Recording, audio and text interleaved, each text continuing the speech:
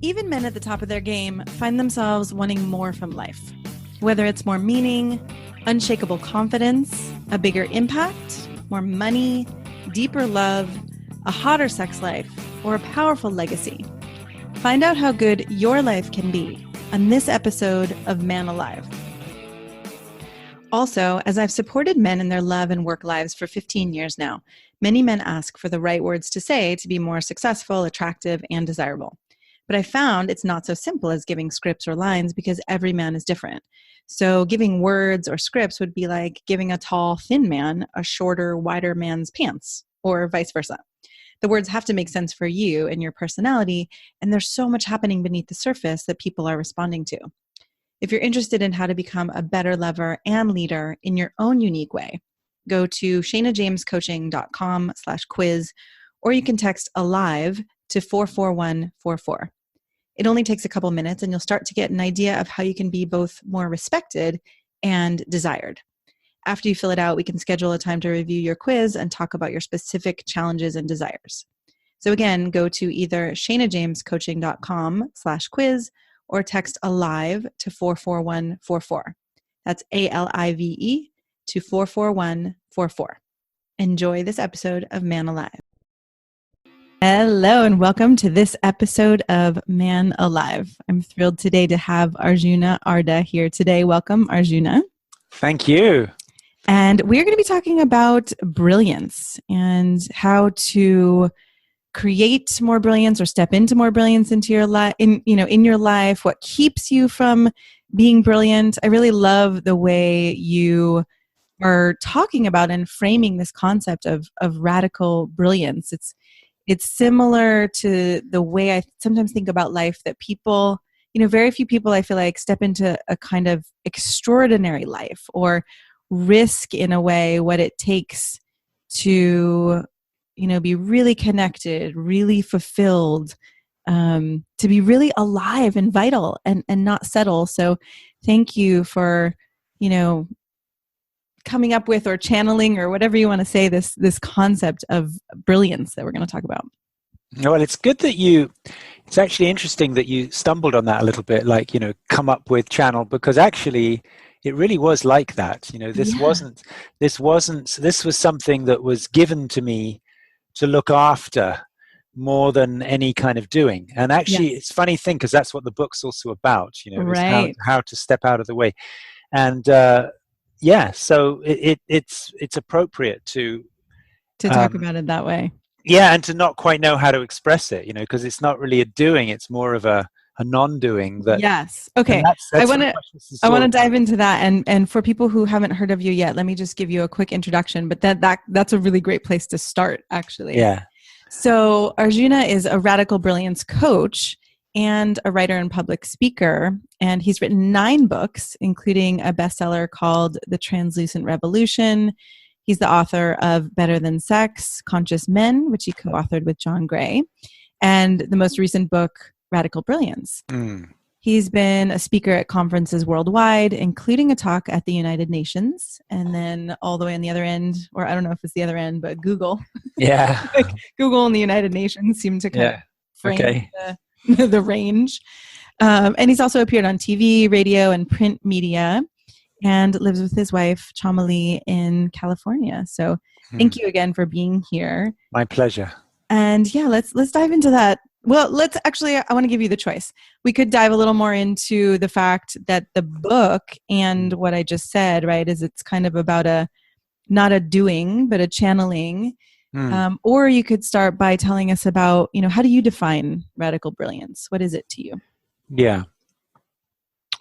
Well, what I mean by brilliance is when you think things that have never been thought before, which causes you to say things that have never been said before and to take action that has never been taken before, but in a way that is aligned with the evolution of humanity. Okay?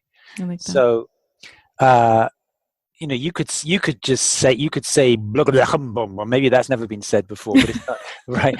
But it's not particularly aligned with the evolution of humanity. But so, for example, when Albert Einstein was laying in the bathtub, just soaking and relaxing, and the general theory of relativity revealed itself to him. This was not a doing. He was relaxing, and something presented itself to him, which moved everything forward, And Steve Jobs also, for all his possible failings as a in his relationships, Steve Jobs is a really good example of brilliance. That he would be taken over by this kind of creative force that is both universal but needs individuality to express itself. And I believe that we are, all of us, candidates to be taken over by the evolutionary force in that way. I like hearing it that way. It makes sense, right? It's like, it does seem to me when I'm creating, or when the things in my life that have happened that have felt the most aligned or the most fulfilling, that I haven't actually done them per se, right? It's like they've been happening, and I've taken action, or I've visioned or something, right? But it does call into question, which I think you speak to this in the book too, the very nature of human existence. And, when we do have these thoughts, where do they come from? And yeah. Well, I've done a lot of research in my life. Like, many of the books I've written have been about ultimate fulfillment. Like, what does it take to live a life of undiluted inspiration and energy, and where you have no regret, and you feel completely, that you're living the life you were born to live. Well said. Some people attribute that to, finding the right partner. That would be a relationship goal. Or making enough money. That would be a financial goal. Some people attribute it to spiritual states. So the purpose of life is to become enlightened, for example. However, and this is what the beginning of the book is really, the first chapter of the book is about this, that none of those formulas really stand up to investigation. But there is something, on the other hand, although all these formulas kind of fall apart, there is something that people drop into, where people do have undiluted kind of fulfillment. And it really has to do with a very, very, very deep, fundamental, you could say, misunderstanding about what it means to be alive. That the whole group think, including advertising and education and everything, the whole group think is really about acquisition. How can I get more for me while I'm here? Or how can I avoid pain for me? But actually, if we reverse engineer it, extremely fulfilled people are not really preoccupied with how can I get more for me. Right. Extremely fulfilled people are preoccupied with the contribution they can make. Yes. It's a strange thing that when you actually give up trying to get anything for yourself and allow yourself to be available for contribution, that's when you actually get the greatest fulfillment. Yes. Well, and I highlighted there's a line in your book where you say, or you write, the irreversible, deep, abiding recognition that you are not actually here on planet Earth to get something for yourself, but you're here to give a gift that flows uniquely through you. And when you discover that gift and make it central to your life, everything else falls into place. Yeah, that's it. Yeah. Seems to be statistically true. If you go find people who are incredibly happy and who have lots of energy into their 80s and, have little health blips, but nothing serious, their lives are really consumed by a passion to contribute. And a really good example of this is Barbara Marx Hubbard, who is now 87. Yes. Still traveling internationally and just on fire. Because nothing stops her. She has a vision of the evolutionary possibility for humanity, and she's driven by that. She keeps going, and you can find so many examples like this. I was just seeing a video with Jane Goodall, who's I think in her 80s. Brilliant woman, yeah. So once you discover that you are here to steward and deliver a certain aspect of evolution, everything else just falls in place quite naturally.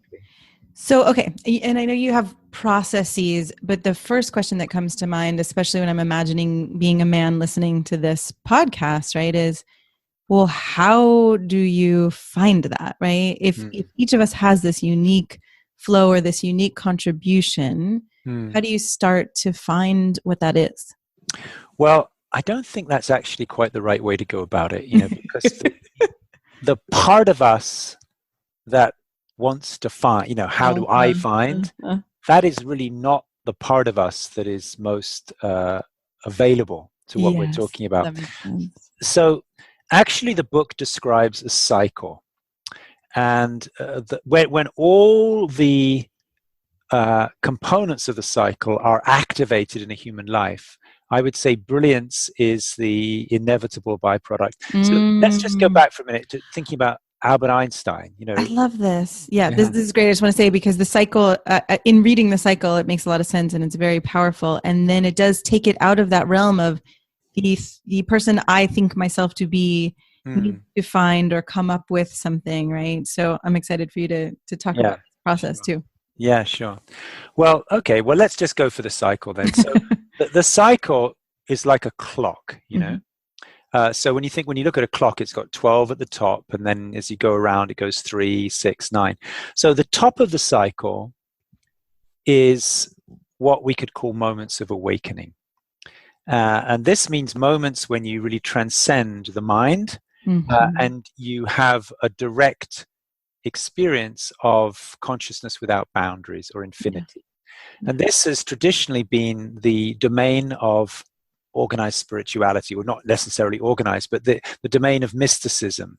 So if you want to know about consciousness without boundaries, we need to look into mystical traditions, spiritual traditions, right? Yes. But if you get stuck there and your life is only about that, you don't get the rest of the cycle. So if you hang out in 12 o'clock in this kind of spaciousness, and you don't have any agenda to stay there nor to avoid it, what happens is there's a natural tremoring starts to occur. It's a kind of it begins as the faintest impulses of inspiration, and actually the easiest way to access it is in the body, and sexual energy is a really good analogy for this, or maybe an expression of it, that everybody knows what it's like to get sexually aroused. So at the beginning, it's just a kind of feeling good, before it's like really intense in the genitals. There's just this kind of a feeling more alive, feeling or aliveness. Exactly. And then that can actually, if it concentrates, that can become sexual arousal. So in the same way, brilliance begins as just this. It often begins as a sensation in the body, a localized pocket of pleasure somewhere, which we experience physically because it's not a mental thing. And as it builds and grows, it takes you over. So by the time we get around to 3 o'clock, it has become creative flow. This looks very different from spirituality at 12.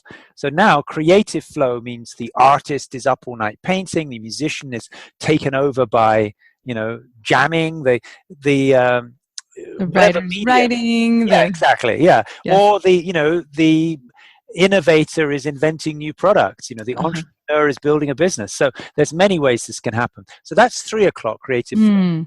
I like too that you just added to the entrepreneur and the, that it doesn't have to just be what some people would consider art. No, it's creative impulse, creative. Definitely not. It could be social and political action. You see. Great. Yeah. So as it continues now from 3 to 6, because 3 o'clock is all about creative flow, but it doesn't actually create tangible results unless it gets grounded in the physical world. So right after 3, you could say like 3:15 is what we call intention. So that's when you start to set intentions. I'm going to complete this by this date. And then the whole movement from 3 to 6 is the actualization of intention, which requires now moving into boundaries, so we're taking actions. Yeah. So now you've got budgets and timelines and agreements and contracts, and everything becomes constrained to be able to produce results. So by the time you get to 6 o'clock, we're no longer in the field of creative flow. We're in the field called accomplishment, achievement, productivity, you see. Right, which is very polar from the 12 o'clock. Yeah, absolutely. It makes sense that they would be 6 and 12. That's the nature of the cycle, is wherever you are on the cycle, you can look across the cycle and you'll see exactly the opposite is true. Yes. So wherever you are, you're polarized. Yeah. So you're immersed in one kind of activity and you're completely polarized from the opposite kind of activity. So now, but if you stay in 6 very long, accomplishment, achievement, and productivity, it actually is inherently stressful, right? Oh, God, This is that's where many people in our culture live, I would think, right? In the corporate world. And well, there's a phenomenon we talk about in the book called looping, where you get caught in a particular phase of the cycle and you just go round and round and round. Yes. And that's where a lot of people get caught in looping of productivity, begin to rest. Oh, got to do more, begin to rest.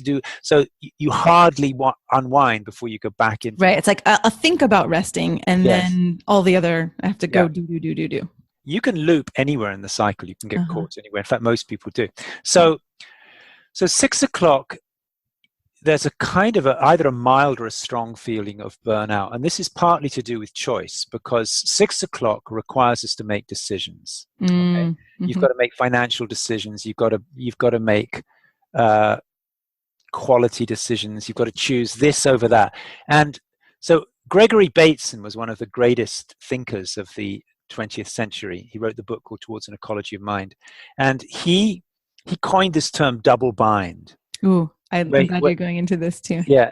So Gregory Bateson said it's not just that, if you're lucky, you're successful, and if you're unlucky, you feel failure. He said because of double bind, you are inevitably, sooner or later, you're going to make decisions that you regret. Right. And it doesn't matter which decision you make, there's going to be regret. So a good example would be, there's lots of examples. Well, right. You gave the example of a man in a loveless marriage who there's conflict and yet and bitterness, and there's 2 young children. And so that if he has the courage to leave the marriage, then he gives up the little ones. And exactly, it's like, it seems to me like the older I get, the more these double binds do seem inevitable. Yeah, they are inevitable. Yeah. And the bigger you play, the bigger arena you play in, the stronger they become. I've just been reading Isaacson's biography of Steve Jobs, 600 pages, constant double bind, it's so, a very simple example to understand of double bind is a young person who inherits the family business, which has been running at a loss. Now there's employees who've been with the company for 25, 30 years. So do you lay off the employees, or some of them, save the company, but then you've disappointed people who've given their lives in loyalty? Right. Or do you keep the employees on, let the company run down and disappoint the shareholders? So one way or another, you're going to feel regret. You kind of, there's going to be that feeling of, that you make a decision you don't like. So because this is the nature of 6 o'clock, it is inevitably sooner or later followed by feelings of regret. So 6 to 9 is the field where we experience shame, regret, failure, inadequacy, where we are actually confronted with the limitations of our incarnateness, where we feel like we start to feel I'm more like a drop in the ocean and the whole ocean. Now that's, as you get around to 9, you have humility, learning. Yes. That's actually where there's self-forgiveness, self-love, but it's the opposite of 3. We were talking about polarity. 3 o'clock, you thought you could do anything. You were in the creative flow, up all night, anything's possible. 9 o'clock, nothing seems possible. You feel inherently small and humble, and all right. I think I'm going through one of those phases. It was funny, as I was reading it, though, I could see, I'm like, it seems like I'm in multiple phases at a time, but then it made sense the way you described it, which is like each day can be a cycle, and then there can be decades of a cycle or project cycles. Right. So that's interesting too, the overlaps. Yeah, totally, absolutely. And you could be at 3 o'clock in your yearly cycle, but you could be at 9 o'clock in your daily cycle, so because they're cycles within cycles.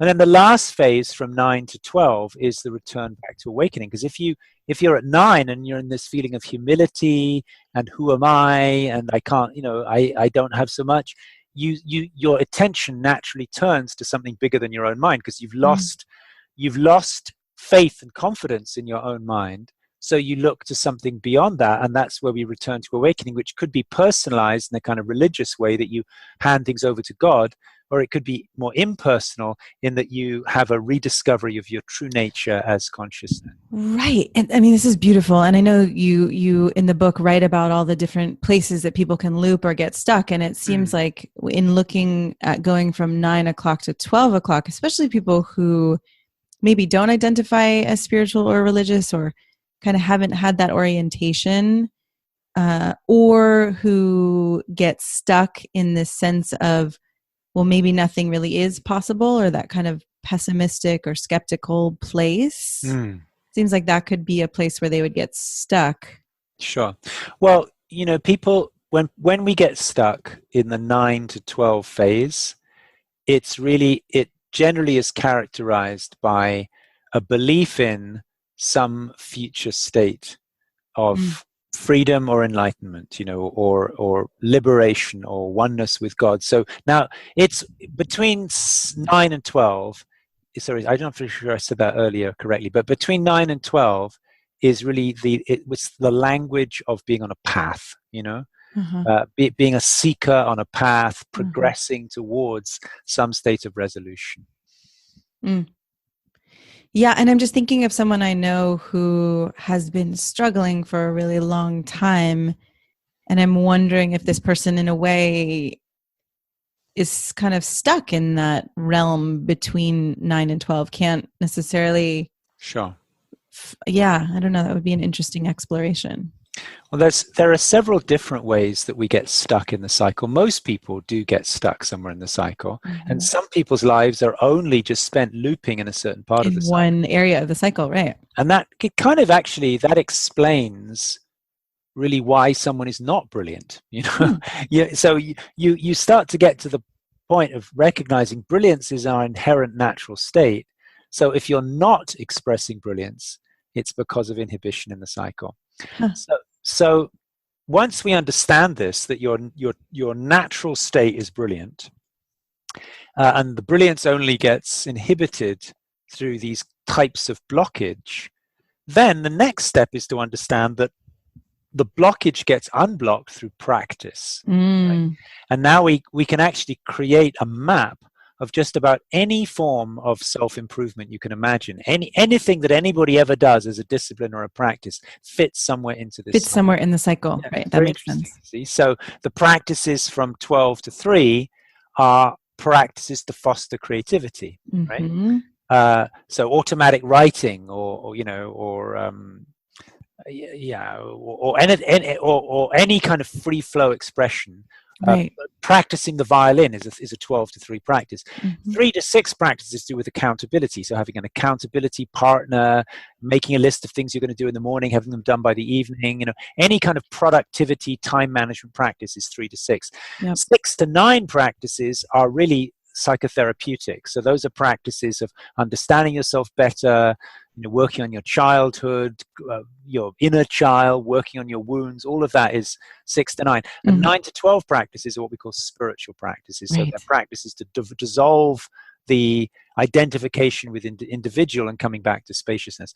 But you can get stuck in any of those places. Right. They all look good, and all of those places in the cycle would theoretically allow for endless exploration. Yes. All right. Well, so and I was just going to say, though, this is a brilliant map, which is kind of a pun that I didn't mean to come up with in your way of using brilliance. But, I have to say these days, as I've been doing more spiritual practice, or as I've been getting older, or as I've become a mom, I'm not sure which it is, but my brain has been a little less able to retain, fine detail. Yeah. And this map of yours sticks like completely in my mind. I completely understand it. It makes sense. It's very simple. And it also, right, it just makes sense with my experience of being a human and being someone who does have a spiritual practice, but also wants to create, and also is into the, going inside and looking and understanding. And it really lays things out in a way that I think helps people and can help people organize what are the practices I need right now? And I'm curious how you would suggest, and again, you can tell me if I'm asking this the wrong way, but how would someone know in general where he or she is in the cycle to even be able to take on the practices? Well, I'm not a big believer in self-diagnosis. That's the beauty of coaching and peer groups and, mentoring situations, that when we get caught somewhere in the cycle, it tends to become an addiction. Mm-hmm. So let's say that you're caught around 6 o'clock, which is about productivity. What you think you need to do when you're caught in 6 o'clock is just check more things off on boxes. If I could just get all this done, but that's actually the addiction. When you're caught in 12, you think that the solution is to meditate more. That's not actually the solution. That's the addiction, you see. Yes. So actually, we're just launching now the Global Brilliance Practice Community, which is where people from all over the world can join this community for $1 a day. And all of the practices are explained on video and audio, guided meditation. So beautiful. We've got all these practices laid out. And then people can actually get, they can get support from me. Yeah. We have coaches available that people can consult with. They can form pod groups. Right. And so you're saying, right, because we can tend to get stuck and have blind spots and not even actually really be able to see ourselves in that way. Exactly. I was just thinking about a session I was doing with a client yesterday who has been feeling a lot of anxiety and a lot of struggle, and he's been in the do running a company. And, one of the things I pointed out was that he had decided a year and a half or 2 years ago that he wasn't going to take on this role or start this company. And then at some point in between then and now, he'd slid into thinking that he had all of this responsibility and he had to do this. And this was, and then he started getting all ramped up in that kind of 6 o'clock must do. So it was really, it's kind of an interesting example of, me looking from the outside and saying, what if you really oriented your life? You could completely change your life right now. You don't have to be doing the things that you're supposed to be doing. Exactly. And that's a very, very interesting observation, that depending on where you are in the cycle, you feel obliged to things which from outside that place in the cycle look like choices. Right. Yeah, it's very interesting. I mean, particularly very productive people who put themselves into situations that require a lot of productivity, it no longer feels like a choice. It feels like something I have to do. Yes. And of course, everything is a choice. That's the whole beauty of this is like Disneyland. You can go on any ride you want for as long as you want. There's no rules. Well, and that's such a concept to really, that can be hard, I think I've seen for myself and for others to digest, to suddenly realize as an adult, wow, I can do anything I want to do. I mean, I want to take care of my son. I want to take care of myself. I want to be able to have a roof over my head and have the basics covered. But to really get that we can change our lives, and I think this is a kind of brilliance you're speaking to, such that we actually feel fulfilled and inspired, as opposed to we're just kind of another cog in the wheel, or stressing and struggling to do things that don't seem like choice, and yet they are. Yeah, absolutely. Well, I think the most single important how can I say that? The single most important thing that anyone can do is to have at least a period of the day when you completely disengage, not only from activity, but also from your mind and your emotions. So I like to do that early in the morning. I get up I get up at 4 o'clock in the morning. Wow. Just because I love that time when the rest of the world's asleep. You can feel you're kind of sneaking around in a sleeping world. And that time of the morning before the dawn, you can really access consciousness in its unmodified state. Before consciousness becomes thought and feelings, you can access just the nature of consciousness itself. And if you have that punctuation every day, there's much less chance that you're going to get caught up in compulsive addictive behavior. It makes a lot of sense to me, and I'm really appreciating the depth of your awareness, right? I mean, I do not get up at the 4:00 hour. So that's one of the times I really like to be sleeping. Mm-hmm. But I know when I've been up at that time, right, I think it takes a certain kind of awareness, but we can feel that, the field in a way that people aren't as active, and, the thoughts aren't flying around. And, when I think about, I think a lot of people, especially I just had this flash of corporate America, are walking into an office, walking into a meeting, and there's all these people there, and they're doing and they're thinking. And I think it doesn't necessarily always occur to people that can kind of cloud our field or our consciousness. You know what I mean? Sure. Yeah, absolutely. Totally. It might seem like a very bizarre, thought to some people. Right. But I think the more you do start taking time to be in just that quiet and that presence, the more all of a sudden these things start to seem, or you start to be able to pay attention to them, and suddenly you can feel the difference. Yeah, totally. Yeah. Yeah. Well, that's, as the second part of the book is very granular. Yes. It's what time do you go to bed? What time are you going to wake up? What are you going to have for breakfast? What are you going to have for lunch? What supplements are you going to take? How often you can have sex? What kind of sex you're going to have? What friendships? It examines everything that I did 420 interviews altogether that influenced the book, all with brilliant people, over a long period of time, over 2 decades. But I really tried to include everything that anyone had mentioned as a factor in Brilliance. So it's a fairly complete anatomy of, and it does. It goes from that realm of spirit and vision and inspiration, as your model also does, into the actions that we take. Right. Well, some of these things are very significant. Just we were talking about bedtime.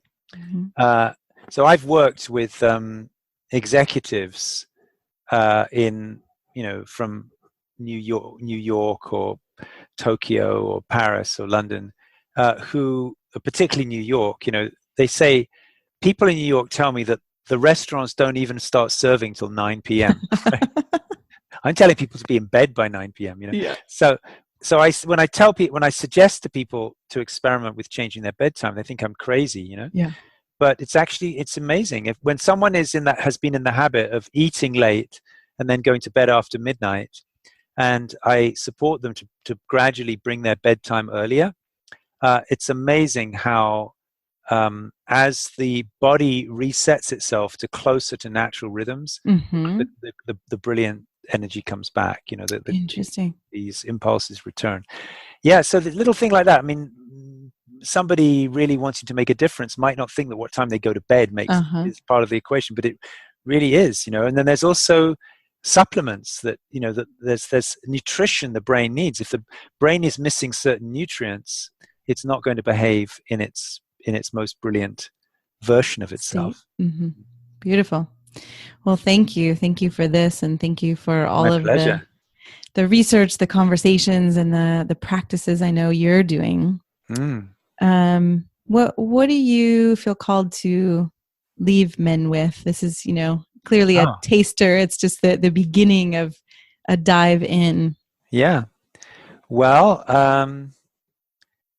we have a little, if this feels interesting, of course, you can go to Amazon and you can get the book if you'd like to read the whole cycle. And we also have a website, radicalbrilliance.com, where there is a little kind of, you can get a PDF that explains the whole cycle, and see how it applies to you. And I think many people who have explored this, it clicks, like, that explains everything. Suddenly everything falls into place, including I did some really interesting research for the book with brain scientists, really cutting edge brain scientists, who they had all the research, but the cycle actually started to explain how different kinds of brain activity relate to each other. Interesting. Because the cycle is not only about subjective experience, it's also your brain chemistry is going through changes as you go through the cycle. Yes. So it does seem to be, I've been very fortunate to be gifted with this kind of cartography that explains so much of what we are all experiencing anyway. Yeah. And I would say that really was my experience as I was reading the book. And, even I think I got the first half and then the second half. And so the first half was more the map and the second half was the practices and the more granular piece. But even as I just read the first half, it helped make sense of so much of my own process. Yeah. And the places I've felt stuck, or, some of the phases I've gone through. Like I've gone through a phase in my business this year around wanting to deepen. I feel like it's been a lot of the 9 o'clock, maybe you might say, if I'm on the wrong number, the wrong time, but it's felt like a big deepening and wanting to clarify what the offer is, but it hasn't necessarily been that creative spark. It's been more the reckoning and sitting with, and kind of felt like a little bit being in the dark, or being in that something's not ready to yet come into form or birth or something like that. Yes. Yeah, well, that's very important, to have the patience. Oh God. To let things emerge at their own pace. Yeah, this has been a little bit grueling in that way, right? And I can see that some phases take longer than others, right? For something to birth in that way. Yeah, for sure. Yeah. Well, thank you so much for being here. Oh, it's my pleasure entirely. Thank you so much. I'm so glad you joined us for today's episode of Man Alive. I hope you enjoyed our conversation and it gave you something to consider and explore in your life. If you like what you heard, I'd be so grateful for you to subscribe and write a quick review that helps men like you find us. And again, head over to shanajamescoaching.com/quiz or text the word ALIVE, ALIVE, to 44144 to get a sense of how you can become a better lover and leader. You'll start to see how you can be both more respected and desired in your unique and genuine way. If you don't feel as confident or as excited about life or love as you'd like to be, this quiz is a really great starting point and will guide you toward a more passionate love life and a more inspiring and successful career. So again, text ALIVE, ALIVE, to 44144 or head over to shanajamescoaching.com/quiz. Join us each week for a new episode of Man Alive.